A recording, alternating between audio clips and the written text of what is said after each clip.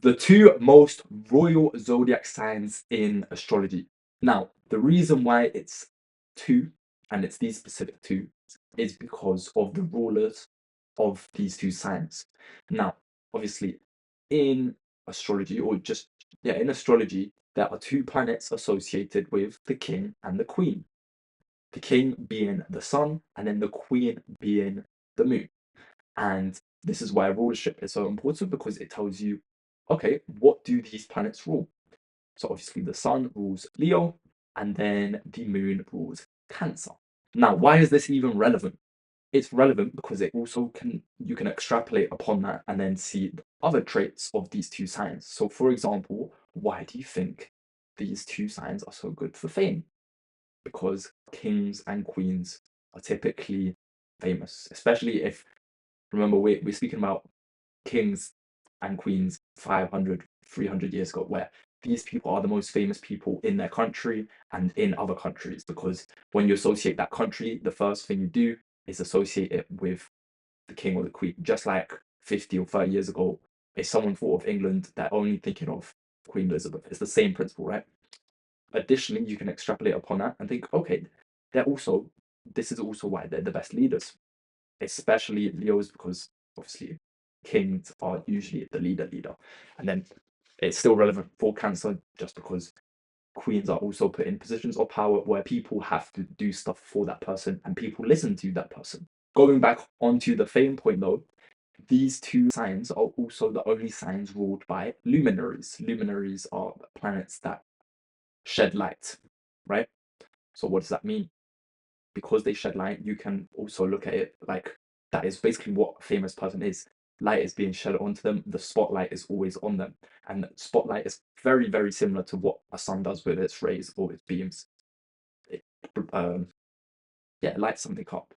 And that's why there's these terms like you light up the room, or especially when you go on like TikTok or whatever, Leos are meant to light up the room. Or you get what I'm saying? It's, or even the saying going, follow the light. Again, it's also leadership, because when you are the one always being highlighted, of course, people are going to see you, listen to you, etc. And another phrase obviously being you're in the limelight. Again, it's an extension, or it's, I guess, a leap of logic in a good way from these being luminary signs, and that being the energy that these people, or people with a significant amount of energy in that sign, gives off. So like if your ascendant's there, your moon, your sun, or if you have a stellium, which is typically 3 or more planets in that zodiac sign. Obviously, also your Atmakarka, which is the sign with the highest degree, because that is meant to, the Atmakarka literally just means in English soul significator. It shows the path that your soul needs to take, or is going to take in this life. Typically is needs to take, and then obviously if you align yourself with that, then usually you're going to have a more fruitful life because you are doing the right thing, you're aligning with your energy. There's no if, for example, with like the water analogy, there's no current going against you, you're aligning yourself with the current, so your life's going to be smoother. It's a smoother sail. If you would want your own in-depth analysis on your birth chart, where obviously I can get more specific about what's happening this month, the coming months, etc., because there is also the certain time period that you're running, which will affect and influence what I'm saying in this video, then go on to my landing page, book a reading with me, or if you want just a forecast reading, just message me on WhatsApp or Instagram. Now, in every sign, but I'm going to zoom in onto Cancers and Leos, different subsections of the sign have different characteristics. This is why you'll see one Leo and another Leo have totally different characteristics.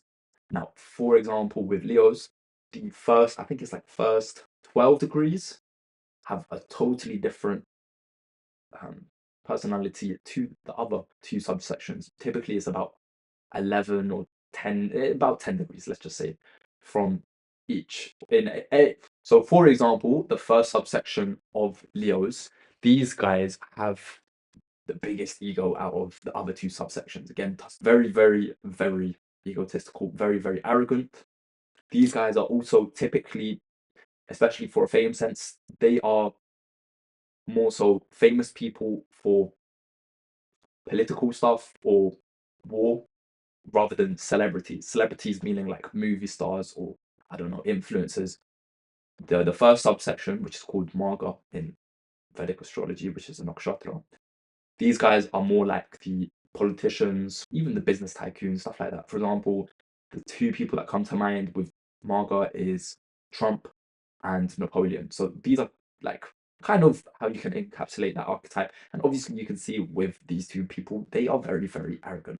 And then a better example for the second subsection would be Zoe Kravitz. She's got the moon there, and the moon in this subsection, or this subsection is called Purva Falguni. And yeah, again, this is more like the actressy archetype rather than the famous person because of politics, business, war, etc. You will notice that Cancers and Leos always have people fighting for them. They never have to do the dirty work, if you know what I'm saying. And it's not because they're not capable per se, especially Leos. Leos are very good fighters, but it's more so the regal energy that they have. Remember, royalty, like kings and queens, have soldiers, have people that are willing to die for them. This is what these guys, let's say, accumulate. Additionally, you will see, especially this is more so Leos than Cancers, but also Cancers, they love loyalty and they reward loyalty immensely. Because what I've noticed is Leos, especially, have trust issues. And obviously, again, you can bring it back to the archetypes. Kings would typically have trust issues or be very, very cautious of others. Because if you think of it, like you have to go into your Game of Thrones, like, bro, loads of people are trying to assassinate them, trying to poison them, do this and that. And this is why they're not very trusting. And again, this is why they have a small group of people they can fight in. An additional thing, just thought of this. This is more so with Leos and signs that is ruled by Venus, but I would also say Cancer because it goes along with the logic that I'm saying. So I don't want to contradict myself. These guys are very, very exclusive. This is very, very true for Leos. I've seen this myself with others, and definitely also Venus ruled signs. They're very, very exclusive in who they interact with. The Leos, that makes sense again. Kings don't really interact with the common folk or people they don't know for trust issues, but also realistically, kings are going to interact with other royal people, maybe generals, and never really speaking to soldiers or the common people, right? And you can obviously extrapolate and use that same logic for Cancer. Again, queens aren't going to do the same. They're obviously queens archetypically are meant to be around the common people a bit more, but yeah. And then Venus ruled signs, so that is obviously Taurus and Libra. These guys are also very exclusive because it's the planet of relationships, right? Above anything, a relationship is something that is exclusive. It's between one person and another person, right? So again, very exclusive.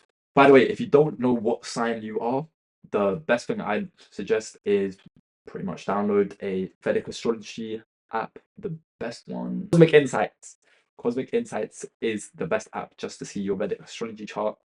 If you would like a more in-depth breakdown, I do in-depth breakdowns of your chart. I offer 3 different services.